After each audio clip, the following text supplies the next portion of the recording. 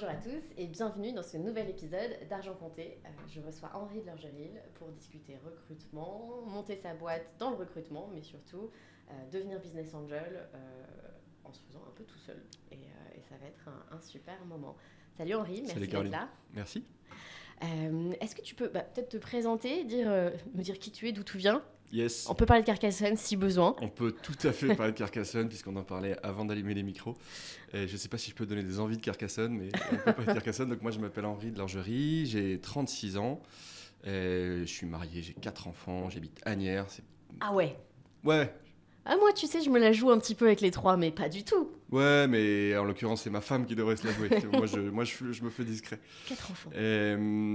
J'ai bossé une dizaine d'années dans des boîtes de la tech qui ont bien fonctionné, Okay. ou plutôt dans des fonctions de direction commerciale.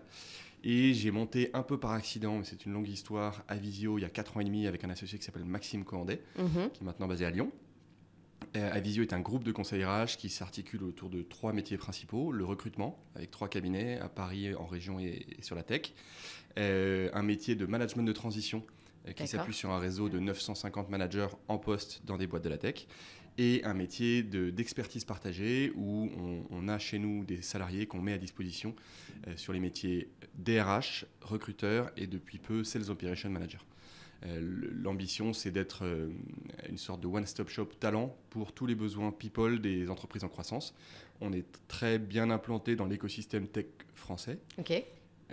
Et on essaye d'avoir une réponse servicielle à chaque besoin d'une boîte, selon qu'elle ait besoin d'un besoin spot, un besoin de long terme, un besoin junior, expert.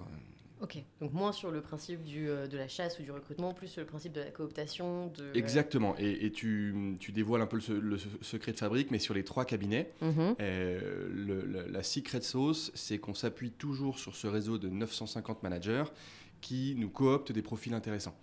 On change un petit peu le paradigme de la chasse de tête, c'est-à-dire qu'au lieu de prendre un besoin d'une boîte et ensuite d'aller appeler des portraits robots, on va activer ce réseau par de l'événementiel, de la mise en relation, des webinars, plein de choses, du contenu. Et c'est ce réseau qui, au fil de l'eau, va nous coopter des profils intéressants.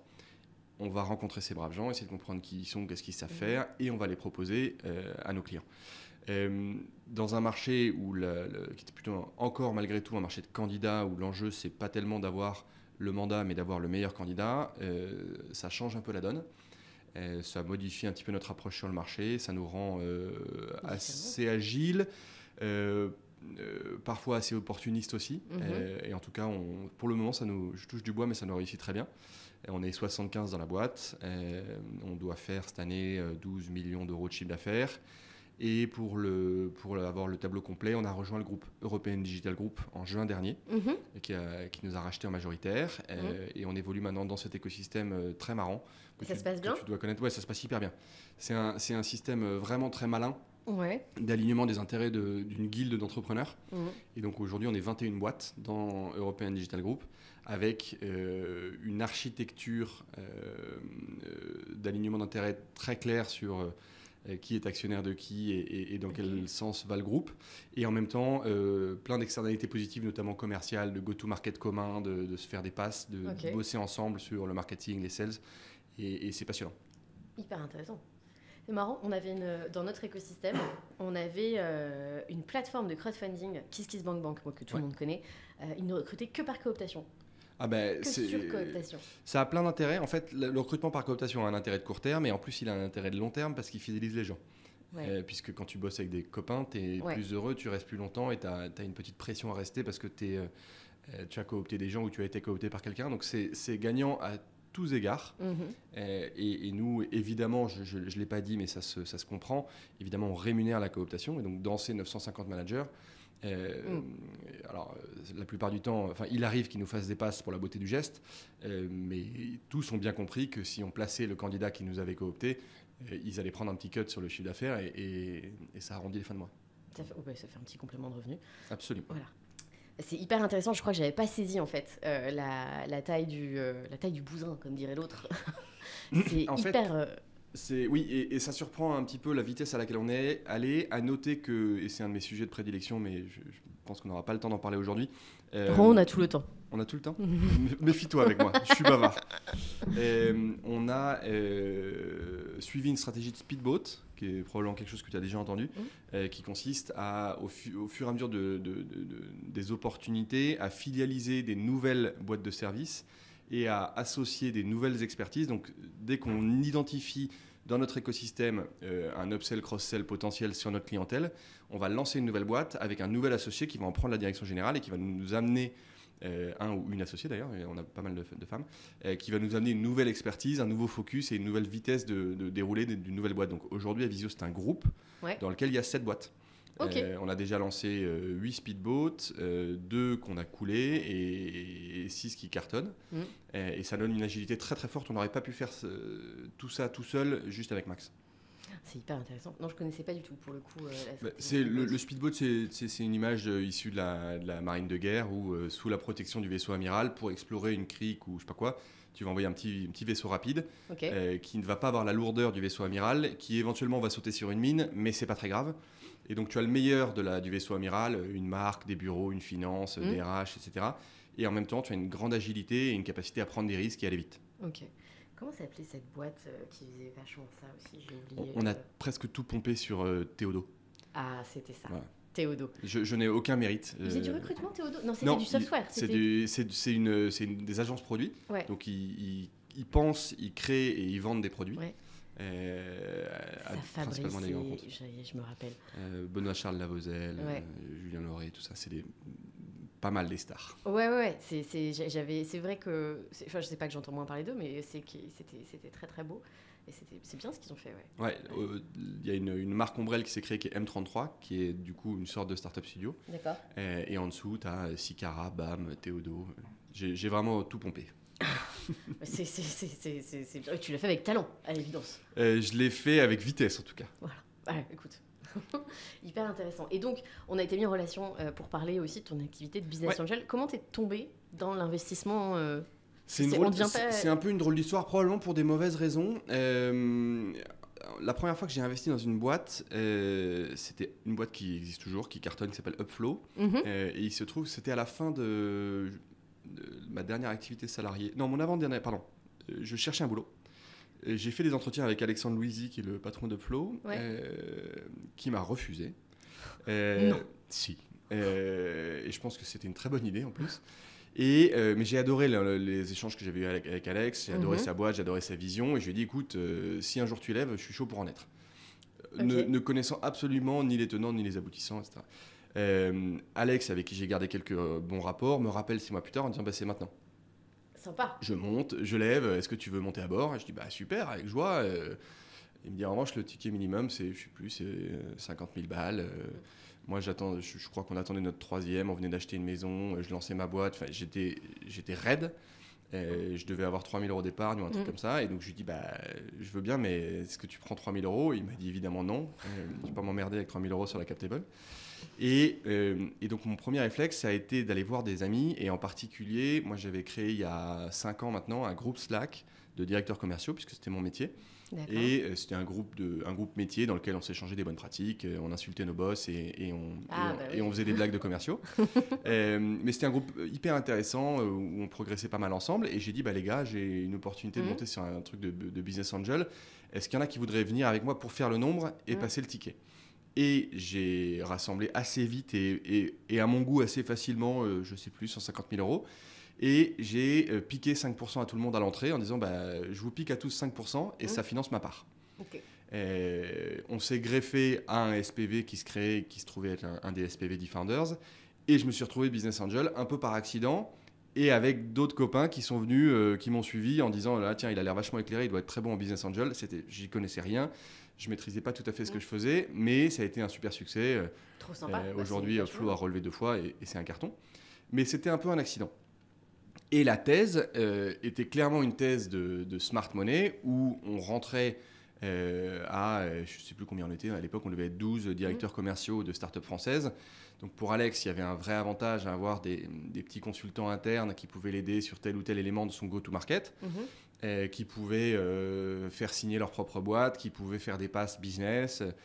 Et c'est cette logique qui ne m'a plus quitté ensuite. C'est une logique de smart money où j'ai créé un petit club un peu par la force des choses, qui aujourd'hui n'est plus un club exclusivement de directeurs commerciaux. Il y a à peu près 50% de directeurs commerciaux et 50% de mes copains et copines. Qui ont le droit de faire autre chose. Qui ont tout à fait le droit de faire autre chose. Okay. Qui sont sur plein d'autres axes d'investissement, mais qui... qui ont le droit de faire autre chose que directeur commercial. Ah oui, évidemment.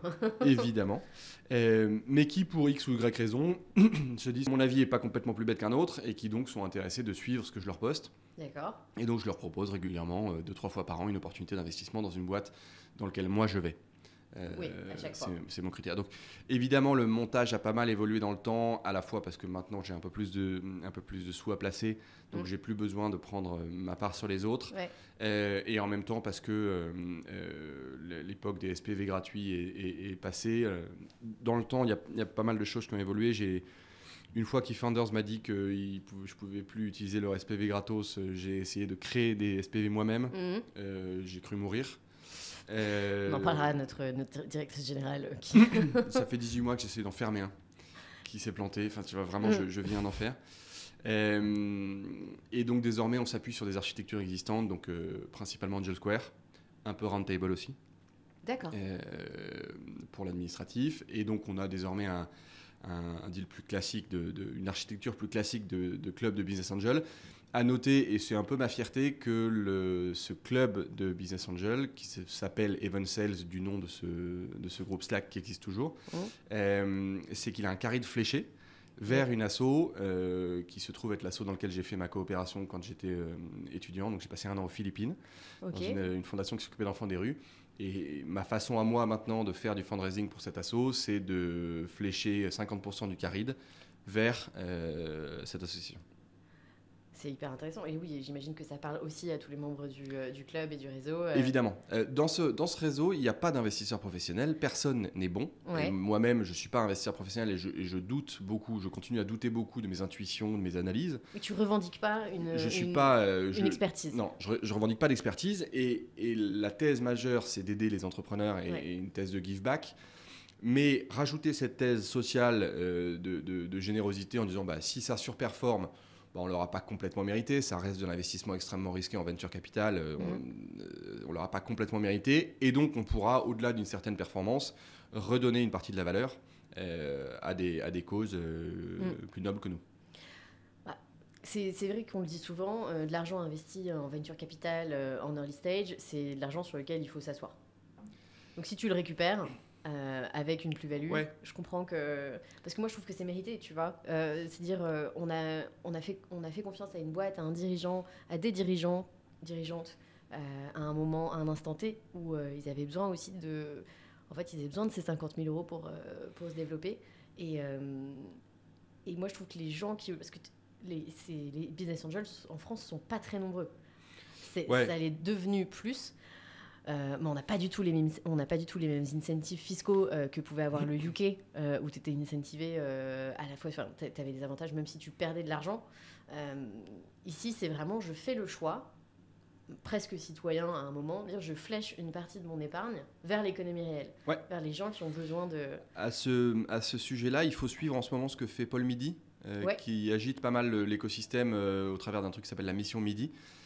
Sur l'amélioration des conditions fiscales du business angeling, et c'est très intéressant et je pense qu'il va en sortir des choses positives. Sur ce que tu dis, il y a plein de choses. D'une part, il y a dans un club deal, il y a 2 sujets. Il y a le sujet de la perte, parce qu'il y a de la paume en business angel, il y en a régulièrement.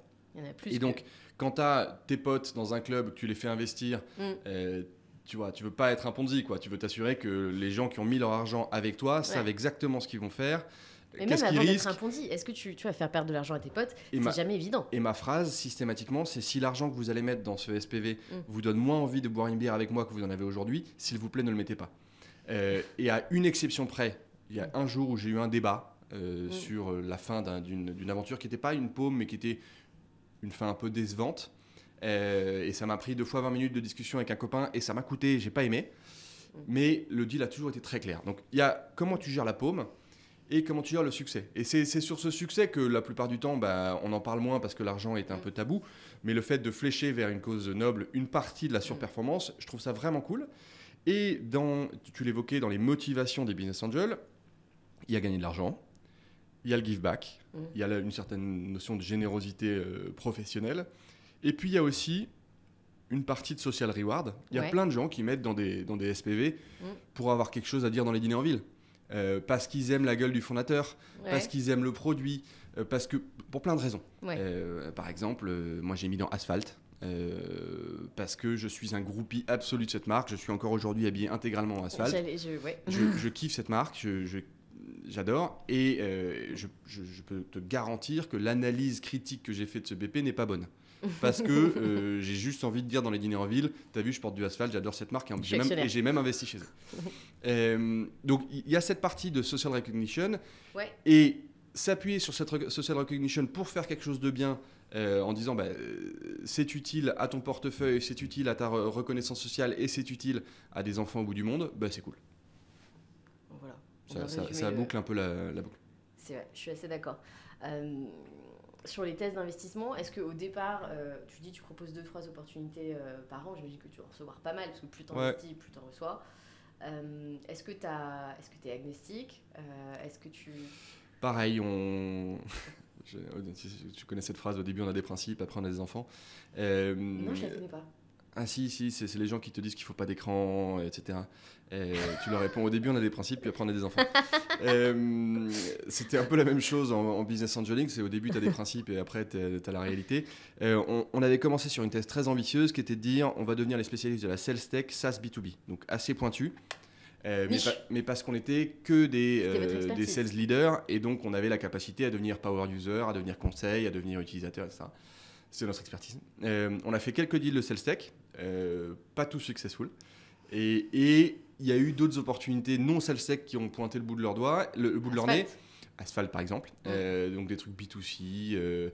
On a mis dans des trucs qu'on avait absolument. On a mis dans les vélos Voltaire par exemple. Mais donc des choses qui n'avaient rien à voir avec la thèse initiale. Et systématiquement en fait, je teste la thèse sur la boucle par mail, par WhatsApp en disant les gars, qu'est-ce que vous pensez de ça? Est-ce que ça vous amuserait de tester ça? Et ça mord pas. Il y a plusieurs deals qu'on a remballés, qu'on a testés, qu'on a remballés parce qu'on n'avait pas atteint le cut. En gros, il faut faire au moins 150 000 € par club deal parce que sinon les coûts liés au club deal grèvent un peu trop la performance pour les entrepreneurs. Et donc il y en a où on a fait, tu vois, on a récolté 80 000 €. 80 000 € de commit, on n'y va pas. Cher entrepreneur, merci beaucoup.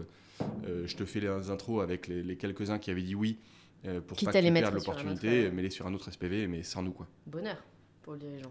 On essaye.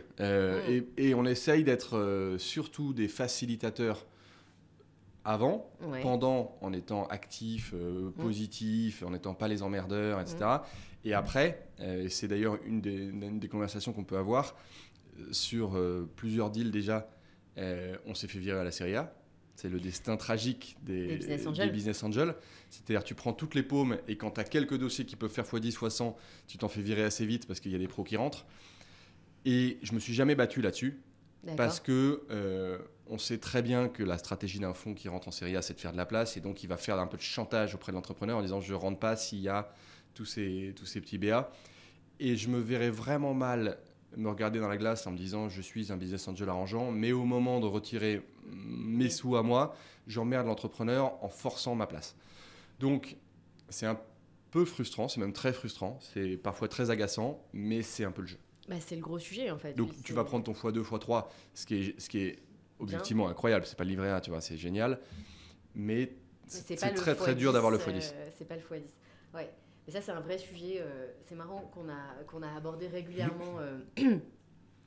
Qu'on a abordé régulièrement sur un autre événement sur lequel je m'occupe en partie de la programmation avec France FinTech, où on avait fait intervenir des gros fonds en disant c'est quoi votre problème avec les BA? Non, mais c'est ça. Nous, très souvent, tu vois, les plateformes de crowdfunding, pendant des années, tu as des boîtes qui n'ont pas voulu lever parce qu'en fait, les fonds d'investissement après s'opposaient à une cap table dans laquelle tu avais du crowdfunding. Parce que déjà, tout le monde avait l'impression que tu avais des centaines de mecs en direct. Alors que non, tout le monde était à travers un véhicule. Parce qu'en fait, même moi, je n'ai pas envie de gérer 300 personnes en direct. Les gens n'ont pas envie d'être gérés comme ça non plus. Et donc, ça a été en fait, il a fallu se battre pendant vraiment un long moment sur ces sujets-là, jusqu'à ce que la collecte annuelle du crowdfunding commence à faire dire aux professionnels de l'investissement, mais en fait, c'est un vrai c'est un vrai sujet. Tu vois. Aujourd'hui, le crowdfunding, c'est un peu plus de 2 milliards de collectes par an. C'est plus que n'ont jamais fait tous les fonds fiscaux auxquels on était comparés quand on s'est lancé et qui étaient en train de connaître leurs dernières heures. À un moment où tu dis, on peut... Je suis d'accord avec toi, il y a cet élément-là sur le volume d'épargne qui est fléché vers l'économie réelle, qui est hyper positif. Il y a un autre élément, je pense qu'on peut dire merci aux influenceurs de Dubaï, c'est la compréhension que, en fait, des super ambassadeurs impliqués au capital sont des super ambassadeurs de marques du quotidien. Et tu vois, la campagne Conto, quelques campagnes comme ça de crowd, qui n'avaient absolument aucun besoin de lever, mais qui avaient juste besoin de se créer des power users. Ouais. Et ça, il y a un vrai... je pense que c'est un vrai unfair advantage d'avoir tous ces gens dont l'objectivité est totalement biaisée parce qu'ils ont un tout petit bout du truc, et donc de se les acheter, quoi. Il y a ça aussi. Et puis, il y avait aussi au départ tout le sujet d'avoir de l'expertise à ton capital. Oui, bien sûr. Quand tu faisais ta levée de fonds early stage, seed, ce que tu disais tout à l'heure, avoir des gens qui peuvent t'aider sur la partie go-to-market de ton business, des gens qui peuvent t'aider sur la partie recrutement, ceux qui peuvent t'aider en market. En fait, ça change tout. C'est-à-dire que c'est des compétences que tu n'as pas les moyens de te payer en tant que jeune dirigeant d'une jeune boîte. Mais là, tu les as à ton capital et les gens sont prêts à t'aider aussi à faire une sorte de mécénat de compétences à côté de leur investissement en espèces sonnantes et trébuchantes. Donc Smart money. C'est le smart money. Donc aujourd'hui, pas de thèse agnostique, t'investis... Ouais. J'investis. Je me suis même d'ailleurs posé la question, aujourd'hui, je crois qu'on a fait un seul deal depuis le début de l'année en 5 mois, donc on est vraiment très peu actif. Je me suis même posé la question de me dire, est-ce que je continue ce club ? Non mais tout le monde est comme ça, hein. Parce que c'est le marché là. En fait, il faut se poser la question de la légitimité de l'argent. D'accord. Pourquoi est-ce que cet argent existe ? Moi, souvent, je me pose la question de façon un peu critique quand je vois un nouveau fonds se créer. D'accord. En fait, des fonds, il y en a plein. Qu'est-ce que lui va amener de plus que la moyenne ? Alors, il y en a qui sont géniaux. Tu vois, là, en ce moment, je tourne un peu autour de Teampact. Je trouve leur approche super intéressante. Je tourne autour de Climate Club. Je trouve l'approche super. Donc là, il y a une vraie innovation d'investissement. Mais il y a plein d'autres fonds où tu te dis, qu'est-ce que tu amènes de plus sur le marché ? Et il faut se poser la question de façon critique, qu'est-ce que moi j'amène de plus sur le marché avec mon petit fonds de business angel pas très éclairé ? Par ailleurs, il ne faut pas se leurrer, notamment pour le leader de club, le ratio qui n'est pas validé ni par Moody's ni par Early Metric, rentabilité sur emmerdement, il n'est pas très bon parce que c'est beaucoup de travail. Faut aimer ça. Faut aimer ça, c'est beaucoup de relance WhatsApp le soir, c'est beaucoup de... Tu vois, tu n'as pas signé l'éco-sign, etc. Moi, j'adore ça parce que je suis un type de réseau, je fais mon métier en réseau, je fais mes amis en réseau, je fais mes investissements en réseau, je fais tout en réseau. Mais quand même, tu te poses la question, est-ce que ça vaut le coup, au vu de la perf, de continuer ce club ? Moi, j'ai plus besoin de taper d'argent à mes copains pour financer mes tickets. Et donc, c'est vraiment le give back et le smart money et tu vois, le fait de se regarder dans la glace en étant fier de ce qu'on fait qui fait qu'on continue la chose. Pour autant, demain, tu me dis, est-ce que tu seras business angel dans 10 ans avec un club ? Il est probable que non. Parce que j'aurais évolué, parce que j'aurais mis mon argent dans des fonds, j'en sais rien. Mais aujourd'hui, ça m'éclate et c'est utile parce que ça me fait du fundraising. Oui, et puis parce qu'en fait, tu auras peut-être envie d'avoir un impact différent. Exactement. Là, je pense qu'on a vécu les 10, 12, 15, si il nous reste encore 3 ans, 15 belles années pour les business angels, les gens qui ont voulu... Je te dis, moi, je trouve que c'est vraiment une démarche un peu citoyenne où on se fédère et on décide de dire il y a une partie de mon épargne que je mets ailleurs, à la fois pour aider, développer et effectivement avoir cette possibilité de faire du give back sur des choses qui me tiennent à cœur, puis investir dans des trucs dont je vais pouvoir être fière, continuer à être fière dans 10 ans. Et c'est vrai que maintenant, tu dis peut-être que je vais effectivement aller sur une démarche comme Teampact qui fait de l'investissement avec des sportifs. Ouais. J'ai le secret espoir un jour dans ma vie de rencontrer Antoine Dupont. Ça me paierait de beaucoup d'efforts. Bien sûr. Ouais, d'accord. On a le droit d'être un peu groupie ou c'est mal vu ? On va demander à Loulou, à Louis Sutre, pardon Loulou, il est chez Teampact. Ouais, je les ai eus au téléphone encore il y a 2 jours, je leur ai dit c'est très clair, si je mets un rond chez vous, je rencontre Antoine Dupont, il n'y a pas d'autre contrepartie possible. Génial. Je suis très, très groupie du Stade Toulousain et de l'équipe de France. Donc, D'accord. Bah, chacun ses on a le passions. droit. Bah, oui. Moi, je suis plus Brad Pitt, mais faut... Ouais. Bah, tiens, je vais demander à Pierre-Antoine Capton. Je sais pas où est-ce que Brad Pitt il a investi dans le vin, Brad Pitt. Il investit dans le vin, mais surtout, Capton a racheté sa boîte de prod. Eh ben, tu vois, tu me parles de trucs que je maîtrise absolument pas. Media One. Media One appartenait à Pierre-Antoine Capton, et Media One a racheté une oui, boîte de prod. Pardon, je lisais le. Voilà. Mais il paraît qu'on est à 6 degrés de tout le monde dans le monde. Donc, mais on peut parler de réseau autant que tu veux d'ailleurs. mais c'est vraiment. On peut d'ailleurs en parler à ce moment-là. Un des avantages de l'investissement en club, c'est évidemment de faire travailler son réseau. Ouais. J'adore le réseau, j'en ai toujours fait. Je suis le digne fils de mon père dont j'ai toujours eu l'impression qu'il connaissait la terre entière. C'est vrai ? Ça m'a toujours fasciné. Il faisait quoi ton père ? Mon père, il a eu plein de vies. Son métier de toute sa vie, c'est vigneron. Et après, il a fait des affaires. Il a été dans l'administration publique, il a été à la Cour des comptes, il a été à l'ONF, l'Office national des forêts. Ah ouais. Il a été chez Oseo, qui est l'ancêtre de la BPI. Il a eu plein de vies. Et j'ai toujours eu l'impression qu'il connaissait la terre entière. Et en étant tout très discret, en s'en vantant jamais, en faisant jamais de name dropping, et je l'ai toujours beaucoup admiré pour ça. Et donc, il est probable que je reproduise un peu de ça. C'est bien de reproduire les choses qu'on admire chez ses parents. Voilà. Hein, parce qu'on reproduit déjà les trucs qu'on aime moins.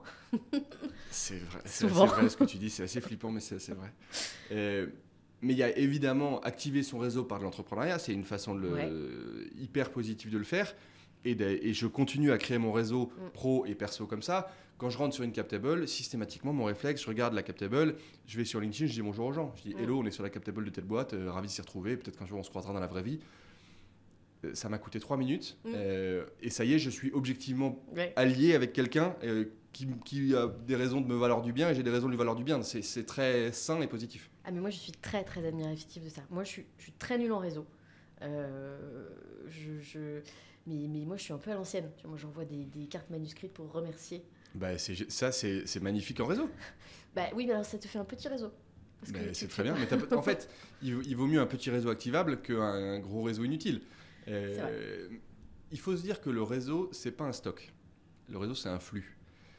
C'est pas les 3000 personnes que tu connais, c'est les 70 personnes que tu as vues dans les 3 mois. Et avec lesquelles tu as une interaction possible. Une copine d'école, ça m'est arrivé, c'est un épisode, je digresse totalement, je pense que je mets le bazar dans ton plan, mais...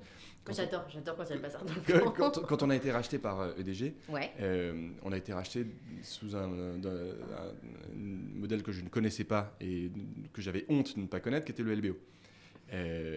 Moi, je venais du monde du venture, j'avais fait que des startups. Pour moi, le LBO, c'était probablement un vieux souvenir de mes cours de finance à Audencia. Et donc, j'ai fait ce que je fais systématiquement quand j'ai un problème, c'est que j'appelle des gens, j'appelle du réseau. J'ai appelé tous mes potes, mes 3 pauvres copains qui sont à M&A, dont une copine d'école, d'il y a 10 ans. Et j'ai débarqué dans sa boîte, dans son WhatsApp en disant « Salut ». Hey, peut-être tu connais un petit peu de quoi on parle. Il se trouve que c'était une des spécialistes parisiennes de ce type de montage. Elle m'a fait toute la négo en off. Elle était en congé mat, elle s'emmerdait. Elle me l'a fait pour un bon d'achat Cézanne que je lui ai offert minablement. Oh non. Mais tu vois, le ratio, juste faire travailler ce petit réseau. Bien sûr. Parce que, j'en sais rien, dans l'espace des 10 ans entre l'école et maintenant, j'avais dû être sympa 2 fois. C'est une illustration magnifique qu'il faut juste un peu travailler le truc parce que on ne le fait pas pour le retour d'ascenseur ou le retour de... Ah, il me manque un mot. De boomerang, voilà. Ouais. Je ne sais pas si mon mime boomerang est bon. Bah si, tu l'avais ? C'est hyper imagé, on va le garder. Si le retour d'ascenseur est bon, on ne le fait pas pour ça, mais il se trouve que ça marche, donc il faut le faire. C'est ça, c'est vrai. C'est vrai. Moi, je fonctionne beaucoup comme ça sur le recrutement. Je me fais ma petite wishlist, en fait. Tu vois, je croise des gens, je me dis, ah... Toi, un jour, j'ai envie de bosser avec toi. N'est-ce pas, Camille ? Camille était la babysitter des enfants. Ah, nice, on adore ces histoires. Voilà, mais il y a des... Mais que des trucs comme ça. Et te dire, je garde le contact avec ces gens-là. Et le jour où tu as les épaules pour financer leur salaire aussi, parce que parfois, dans nos structures, c'est un vrai sujet, de dire, moi, tant que j'ai pas atteint une certaine taille de boîte, il y a des gens que je peux pas me payer, entre guillemets. Ouais. Et en fait, le jour où je suis, je dis, tu seras... et on continue à se voir pendant des années. Et moi, c'est le truc sur lequel je fais du réseau. C'est une vraie thèse d'ailleurs dans le recrutement tech, alors pas encore en France mais aux États-Unis, où le marché est très liquide, et notamment le marché du recrutement tech, où il est attendu presque de façon normale que quand tu recrutes un CTO, il vient avec sa team. Et donc, il a pendant toute sa vie son front, son back, son QA et son data end, j'en sais rien, et puis ils vont bouger. Comme une quadrilla ensemble, et tu le sais, c'est comme ça. Et donc s'acheter des fidélités de long terme, et ça va rappeler des gens plusieurs années plus tard en disant tu reviens. Aussi. Moi j'ai été formé par Frank Zorn, par Thibaut Monnoyer et par Frank Zorn quand les années où j'étais chez Groupon, donc des années absolument fantastiques qui ont été une saga géniale. Thibaut Monnoyer. Tu connais Thibaut Monnoyer, j'ai tout appris depuis la chemise blanche jusqu'à Excel, j'ai tout appris avec Thibaut Monnoyer. Et Frank Zorn a ce côté très figure tutélaire de la tech. Aujourd'hui, il y a plein de gars dont je suis persuadé que si Franck rappelle pour une nouvelle aventure entrepreneuriale, ils y retournent. Et j'en fais un peu partie. Donc, tu vois, cette fidélité professionnelle, elle est géniale. Ouais, c'est hyper intéressant. C'est vrai que oui, tu te crées ton réseau pour la suite, quoi. Ouais. C'est génial. Mais il y a des techniques simples. Hein. Est-ce que tu fais les petits déj réseau? Des petits déj réseau? Ouais. T'es à 100 mètres d'Edgar, tu te dis que tous les mardis, tu vas faire un petit déj. Et tu ouvres le truc en disant, il n'y a pas de semaine où je ne prends pas de petit déj avec quelqu'un en dehors d'un axe à gauche chez Edgar le mardi matin. Ah mais oui, non mais ça, il faudrait. Tu vois, à la fin de l'année, tu as rencontré 52 nouvelles personnes et c'est facile. Côté perf, en fait, comment alors, le premier deal que j'ai fait à 4 ans, donc on a peu de recul. Oui, c'est vrai. Il y a eu 5 deals closés, 2 réussites objectives. C'est des trucs qui ont perfé entre x3 et x4. 2 paumes, 0. Et non, ça fait 6 exits. 2 réussites objectives, 2 paumes et 2 moyennasses. La fameuse exit où tu sors... Un qui a rendu 0,5 et un qui a rendu 1,5. Tu vois. Ouais. Et c'était des sorties volontaires, pas volontaires? Il y en a une qui était un plantage où il restait de l'argent sur les comptes. Okay. Et une autre qui était une sortie industrielle semi-glorieuse. Je ne sais pas si ça existe comme terme. Si. Et donc, overall, je pense qu'il y a quand même de la perf, plutôt positive. Mais mes dossiers les plus successful sont les 2 qui sont sortis, dont on s'est fait virer. Et qui auraient pu être beaucoup plus gros que ça, mais c'est le jeu. Okay. Voilà. Encore une fois, alors il se trouve qu'entre le moment où j'ai décidé d'être business angel un peu par accident, comme je t'ai raconté, et maintenant, ma vie a beaucoup changé, notamment parce que j'ai vendu ma boîte et que j'ai gagné plus d'argent. Mon exposition au venture est restée presque à la même taille. En pourcentage? En relatif, tu veux dire? En valeur absolue. Si j'ai un peu augmenté mes tickets, mais je suis vraiment très persuadé qu'on ne gagne pas d'argent avec le business angeling. Ou qu'on en gagne peu. Okay. Et que si on en gagne, il faut presque s'excuser parce que c'est un accident. Aujourd'hui, l'argent des enfants, l'argent de la famille, l'argent patrimonial, il est très diversifié dans des trucs beaucoup plus tradis. Il est accompagné par un banquier privé. Le business angeling reste un peu mon jardin secret où je teste des trucs et de temps en temps je dis à ma femme, tu sais que j'ai investi dans cette boîte, elle me dit mais t'es complètement dingue, tu n'y connais rien, tu m'en as pas parlé. Donc ça reste mon petit amateurisme à moi où il se trouve que j'ai eu quelques réussites, mais vraiment je pense pas que je suis un pro. Et tu vois, j'ai écouté Antoine Basquera sur ton micro. Là, il y a un vrai pro de l'analyse de ce que c'est qu'un succès early stage, c'est quoi les critères, etc. Je suis à milieu de ce professionnalisme-là. Je ne sais pas faire une due deal financière, je ne sais pas faire une due deal tech. J'investis sur des critères presque d'amour, tu vois, parce que j'aime un produit, parce que j'aime un fondateur. C'est le principe du business angel, en fait. Mais donc, ça reste un labo, en fait. Et je ne prendrai pas ma retraite avec l'argent du business angel. Non, et puis, d'accord. Okay, parce que pour aller sur Zenly, il faut être tellement dans les happy few, tellement fort, tellement bon en réseau, tellement bon en veille, que je n'en suis pas, quoi. Et puis c'est du bol. La réalité, c'est que c'est du bol. Tu vois, nous, une de nos plus belles exits, c'est un mec qui a remonté une boîte sur les cendres de sa première boîte en gardant son actionnariat. Donc en plus, mec, hyper fair, un truc canon. Et il est racheté par une des plus grosses boîtes sites de rencontres du monde. Et il est racheté 80 millions, tu vois, ou 70, je sais plus. Et en fait, c'est des montants. Il y a aussi le truc où, aujourd'hui, ça fait 5 ans qu'on voit plein de très très belles histoires dans la tech. Des boîtes qui lèvent des centaines de millions d'euros, qui se développent à fond. certaines qui sont cédées pour des gros montants. La réalité, c'est qu'aujourd'hui, des boîtes qui se vendent 50 millions en France tous les ans, 50 millions, c'est à peu près le prix que s'est vendu KissKissBankBank à la Banque Postale. À l'époque, tout le monde avait dit, oh là là, pas Quelle dingue déception. et tout. En fait, les gars, vous vous rendez pas compte, enfin, c'est énorme, c'est beaucoup d'argent. Et tu as très peu de boîtes qui arrivent à ce stade-là. Et je trouve ça bien que tu dises, en fait, c'est pas avec ça que je vais gagner de l'argent et c'est pas avec ça que je vais prendre ma retraite. Parce que je veux pas qu'on fasse croire non plus à des investisseurs privés que c'est là-dessus que va être leur seul levier pour faire fortune. C'est la seule. J'ai répondu j'ai passé un peu de temps sur les sujets de Paul Midi que je t'évoquais tout à l'heure. Ouais, nous aussi, on lui a. Bref, il est venu pour parler du financement des entreprises. Tu as vu Midi à ta porte. J'ai fait cette vanne sur LinkedIn, vraiment, c'est ma meilleure de l'année, elle est trop bien. Tu couperas ça aussi. Ah non, ça je garde. Ça je garde. Non, mais moi, il n'est pas venu à ma porte. Mais sur son enquête, j'ai passé un peu de temps parce que je crois qu'il y a un vrai sujet. Je pense qu'il faut, et ça te surprendra peut-être, je suis très prudent sur les communautés de business angel. Et je pense que ça serait grave de créer des appels d'air et des faux espoirs sur le sujet. Le business angel, c'est fait pour perdre de l'argent. Il faut le répéter tous les jours. Et les Blast Club et autres, moi, je suis très prudent, voire très circonspect, parce que on est sur des potentiels, pas de Ponzi, mais enfin, on est sur des potentiels de trucs d'influenceurs très déceptifs, avec des gens qui mettent de l'argent qu'ils ne maîtrisent pas, avec une logique de gambling où j'estime que c'est pas loin d'être immoral, et où à la fin c'est le croupier qui gagne. Et les croupiers, c'est Blast Club, ou équivalent, il y en a plein d'autres. Donc je suis très circonspect là-dessus, et dans la mission Midi, j'ai dit ok pour encourager l'orientation de l'épargne vers mais fait par des pros, pas fait par des branquignoles comme moi. Je suis vraiment très prudent là-dessus. Parce qu'il ne faut pas exposer à des promesses qu'on n'est pas capable de tenir. Ouais. Tu le vois qu'en fait, investir dans une start-up et la sortir, c'est un vrai métier. C'est marrant, chez Anaxago, on a toujours eu la volonté d'accompagner la boîte jusqu'au bout. Parce qu'en fait, il y a des moments où tu prends des paumes, il y a des moments où tu fais des x4, x5, x7, x10, x80 si tu as participé à un bridge à un moment. Et en fait, tu as toutes les boîtes qui sont entre les deux, qui sont sur une réussite moyenne, comme on disait tout à l'heure. Et en fait, ces boîtes-là, si elles sont bien accompagnées par leurs actionnaires, si elles sont bien accompagnées par le comité de suivi que tu as dans des boîtes comme les nôtres, et bien en fait, on se débrouille, on s'active tous, on se dit ok, il faut trouver une sortie.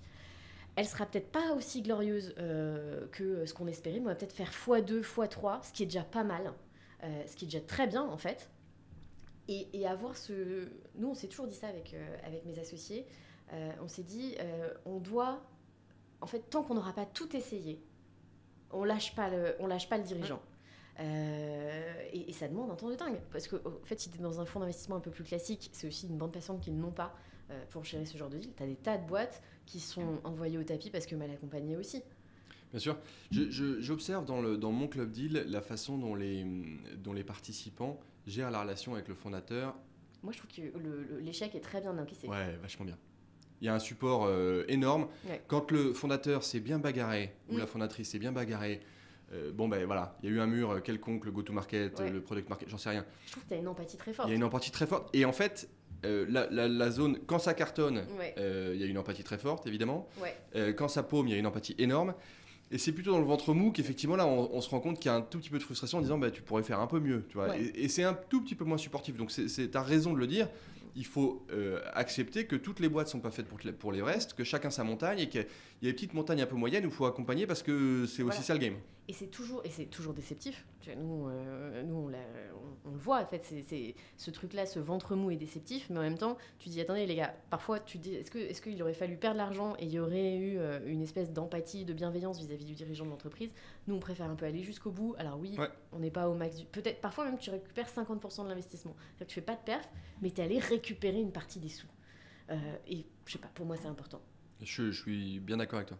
Et ça suppose un accompagnement, en fait, j'allais dire, c'est pas professionnel, mais en fait, quelqu'un dont le temps est dédié à ça. Tu vois, chez nous, Alex, il passe sa vie à faire ça, quoi. C'est amusant, je te parlais de la boîte du SPV que j'arrive pas à closer. Parce qu'il faut que j'y passe du temps, que je l'ai fait tout seul, maintenant je paye de la compta. Ça a dû me coûter 10 fois plus cher en compta et en avocat qu'autre chose. Mais donc, il y a plein de gens qui vont récupérer, je sais plus, entre 30 et 50% de leur mise. Donc il y a de la paume. Et ben, il y en a 2 qui m'ont proposé de dire quand tu auras l'argent, envoie-le à ton asso. Colle-moi à 0, je m'en fous, c'est argent perdu. Envoie-le à ton asso. Je trouvais ça canon, quoi. C'est vachement bien. Il y a effectivement pas cette tendresse, mais cette empathie pour c'est bien battu. C'est pareil, pas une réussite, mais c'est bien battu. On constate la même chose. Tu vois, avec les investisseurs privés qui sont membres d'Anaxago, qui investissent dans des boîtes, j'ai toujours été agréablement surprise par la réaction à un dirigeant d'entreprise qui ferme la boîte. Ouais. C'est beau. Je te propose qu'on passe aux petites questions de ton profil investisseur. Vas-y, tant que tu veux. Savoir si les cordonniers sont les moins bien chaussés. Aïe. Tu sais. Donc tu nous disais que tu avais une partie de ton patrimoine qui n'a pas trop évolué, qui est dédiée au venture capital. Tu as commencé il y a 4 ans, donc tu avais un tout petit peu plus de 30 ans. Ouais. Si tu devais refaire des choix d'investissement à 20 ans, est-ce qu'il y a des choses que tu ferais différemment ? Est-ce que tu commencerais à investir plus tôt, te diversifier autrement ? Ouais, c'est une question qui ressemble au fait de jouer au loto quand on connaît les numéros. Donc, j'irais probablement mettre un peu d'argent en Bitcoin et dans des sujets que j'ai eu la flemme d'aborder intellectuellement. Ah ouais, d'accord. Et où je ne suis pas rentré dedans et où ceux qui ont fait l'effort ont gagné un peu d'argent. Ouais. Je pense que je me serais plus exposé à l'immobilier en plus de mon patrimoine, enfin, tu vois, en plus de notre résidence principale, parce qu'effectivement on a vécu 10 années d'immobilier à Paris complètement historique, qui aujourd'hui n'existe plus, et je pense que j'aurais découvert plus tôt mon nouvel amour pour le LBO et le private equity. J'aurais bien mis dans Webhelp il y a 10 ans, tu vois. Ah oui, moi aussi. Ouais, mais c'est très vrai ce que tu dis sur l'immobilier. J'ai vu une agent hier qui m'a dit non mais vous en faites pas, c'est comme 2008, là faudra se remettre à vendre dans 6-12 mois. Moi je trouve pas que c'est trop comme 2008. Elle me dit si, au niveau des transactions c'est pareil. Je sais pas si tu te rappelles. Donc ouais, non, mais elle a sûrement raison, mais c'est un marché cyclique, donc il faut accepter la paume et y retourner, mais... Je suis pas sûre que ça allait aussi vite. C'est-à-dire qu'en 2008, moi, alors j'étais encore... Le time to recovery était rapide en 2008 ? Je sais pas, Ouais, en fait, il était ultra rapide. C'est-à-dire que d'un coup, tout s'est arrêté, et en 18 mois, c'est reparti, et c'est reparti comme en 40, voire comme en 80, parce que c'était... Je savais faire des blagues aussi. Du coup, je me suis dit, qu'est-ce qui s'est passé dans les années 80 ? Rien. J'ai un défaut bizarre, c'est quand je fais une blague, je dis, j'ai fait une blague. Ah oui. Alors qu'en fait, quand il vaut mieux la passer. Ouais, je sais. Mais bon, écoute. Moi, généralement, elles se voient mes blagues parce qu'elles sont un peu lourdes, donc c'est midi à sa porte. J'ai pas besoin de l'expliquer celle-là. C'est quoi le meilleur conseil d'investisseur qu'on t'ait donné ? T'aurais pu me l'envoyer avant, celle-là, je l'aurais préparée. T'as le temps de réfléchir. T'as le droit de réfléchir, j'entends. En fait, je pense d'accepter Je sais pas si c'est un jour quelqu'un m'a donné ce conseil, mais je le donne. C'est d'accepter qu'on ne peut pas tout analyser. Et que si on analyse tout, on n'y va pas. En tout cas sur la partie venture. En tant qu'investisseur privé, ouais. Il y a un autre conseil qui est notamment sur toutes les logiques de club deal, que ce soit dans l'IMO, dans l'hôtellerie, dans le venture, dans plein de choses. Il vaut mieux être dans les premiers. En fait, les premiers deals faits par une équipe, d'un fonds, il ne faut pas être dans les deuxièmes fonds. Parce qu'en fait, les premiers sont là où les gars vont vraiment se sortir le bide, vraiment s'ouvrir le bide, parce qu'ils ont besoin de faire leur ref. Et donc, il faut être dans le premier véhicule. Ouais, bon conseil. On me l'avait jamais donné celui-là, mais c'est vrai. J'y ai pensé à cause j'y ai pensé ce week-end, en réfléchissant à notre épisode. J'y ai pensé à cause des licences Fast and Furious. Quand j'ai vu qu'il y avait le 10e Fast and Furious qui sortait, je me suis dit, tu sais, ils ont dû aller chercher des investisseurs sur les succès des premiers. Ils ont dit, on va vous coller 5 versions du film dans les 7 prochaines années. C'est une thèse, mais tu vois, quelles que soient les boîtes, les groupes, les associés qui se sont montés sur une logique un peu, on va en faire plusieurs. Ouais. Le premier, c'est toujours celui de la plaquette. Et en fait, il faut être sur celui de la plaquette et la différence entre celui de la plaquette et les suivants, c'est que les gars n'ont pas dormi soir, week-end, ils ont bossé comme des dingues pour le sortir parce que c'est la clé des autres. Ouais. De la même manière que dans le VC, le premier fonds va te permettre de lever le second qui te permettra de lever le troisième. Donc tu vas mettre plus d'énergie, d'attention, de focus et de travail dans le premier que dans les suivants. Ouais. C'est ça que je trouve intéressant, tu vois, dans et le choc de culture que tu peux avoir entre une plateforme d'investissement comme Anaxago, c'est qu'en fait, tu dois refaire tes preuves à chaque investissement. Ben voilà. Alors, maintenant, j'ose plus dire qu'on fait des club deals parce que c'est devenu un peu, je vais pas galvauder, mais moi non plus, j'ai pas de grosses convictions sur ce qui est en train de se créer autour du club deal aujourd'hui. Mais tu sens que c'est vraiment ça, c'est dire à chaque placement, déjà, il faut que tu arrives à convaincre le dirigeant de la boîte que tu vas trouver l'argent pour le financer. Il faut que tu arrives à convaincre les investisseurs de placer. Il faut que tu suives, il faut que tu sortes. C'est totalement une autre culture qu'effectivement les fonds où c'est vrai qu'ils s'éclatent sur le premier parce qu'ils doivent faire leurs preuves. Et sur le deuxième, c'est vrai que c'est des cycles où ils vont bosser comme des chiens pendant un an pour lever. Et ils bossent beaucoup. Et ensuite, c'est vrai que c'est de l'investissement discrétionnaire. Donc, ce qui est sûr, c'est que tu n'auras jamais la perf de la plaquette. Mais la perf de la plaquette, ceux qui l'ont eu ont eu une belle perf. C'est vrai. Bon, parfois, il faut la sur des... Ouais, ok. Écoute, hyper intéressant. Donc ça, c'est les conseils que tu donnes aussi systématiquement. Ouais. Est-ce qu'il y a d'autres règles que tu t'imposes dans tes placements ? Je m'impose de n'investir que dans les trucs que je comprends. Ok. C'est basique, mais que je comprends vraiment. Tu comprends vraiment, ou tu n'es pas juste attiré par le concept, l'objet, tu vois l'intérêt. J'ai quelques règles morales sur ce que je fais. J'irai jamais en gambling, j'irai pas en Martech. Il y a quelques sujets que je... Martech ? Ouais, sur des sujets marketing, un peu pousse au crime, un peu pousse à l'achat. D'accord, oui. Sur du tracking data, etc. Je suis pas un religieux du sujet, mais j'irai pas. Tu vois, on m'a proposé récemment un dossier qui était sur le papier magnifique sur du travail temporaire, enfin de la mise à disposition de ressources tech en Afrique. Effectivement, la thèse, c'était de dire il y a des super talents africains, etc. Le niveau de marge de la boîte ne m'allait pas. Okay. Je trouve que la répartition morale de la marge entre les travailleurs, ça m'allait pas. J'ai parfois quelques considérations morales. Il en faut. Il en faut, ouais. Je pense que c'est à peu près tout. Ok, hyper intéressant. Si, je crois qu'on arrive à la fin de l'épisode, si tu as des gens qui s'intéressent au fait de devenir business angel, est-ce qu'il y a des ressources que tu leur conseilles, des choses à... Moi, j'écoute beaucoup de podcasts, donc un peu argent compté. J'écoute pas mal Cash Out aussi, j'aime beaucoup ce podcast. Cash Out, dans lequel il y a plein d'entrepreneurs qui racontent leur cash out et donc ensuite leur placement. Ça a l'air hyper intéressant ça. J'ai jamais écouté. C'est hyper bien. Bon, on vous mettra le lien dans la description de l'épisode. En plus, c'est fait en musique. C'est assez malin, je trouve ça cool. Ah, sympa. Moi qui suis une grosse buse en musique, je découvre de la musique. et oui, j'écoute beaucoup de podcasts. Alors maintenant, j'ai l'avantage aussi d'être très accompagné puisque depuis mon exit, j'ai un banquier privé. Okay. Donc c'est l'Anaxago traditionnel. Bien coiffé. Ouais. Comment ça, je suis pas bien coiffé? Qu'est-ce qu'il dit le monsieur non, là? En tout cas, tu mets pas de point de marge dans ton pento. Lui, oui. Donc, qui coûte très cher, mais dans lequel il a des équipes de super forts que tu as aussi sûrement, évidemment. Pardon. Mais eux, je leur pose des questions et je me forme. Tu as des banquiers privés qui sont très bons sur ces sujets-là. Ils sont excellents. Ouais. En l'occurrence, c'est Natixis. Je leur fais un peu de pub et je les aime bien. Bon à savoir. Non, ça c'est hyper intéressant. C'est toujours être bien accompagné. Non, ça change la vie d'avoir un fiscaliste, un ingénieur patrimonial qui te dit en fait, ça fait des années que tu avais ces certitudes, c'est pas toujours vrai. Tiens, voilà le cas particulier sur lequel c'est plus intelligent. Ah oui, c'est marrant, ça fait 3 ans que j'avais une décision idiote. Ça change la vie. Ouais, je suis assez d'accord. Toujours se faire bien conseiller. Moi, génial. Merci Henri pour ce super épisode. Et je vous dis à très bientôt pour un nouvel épisode d'Argent Compté.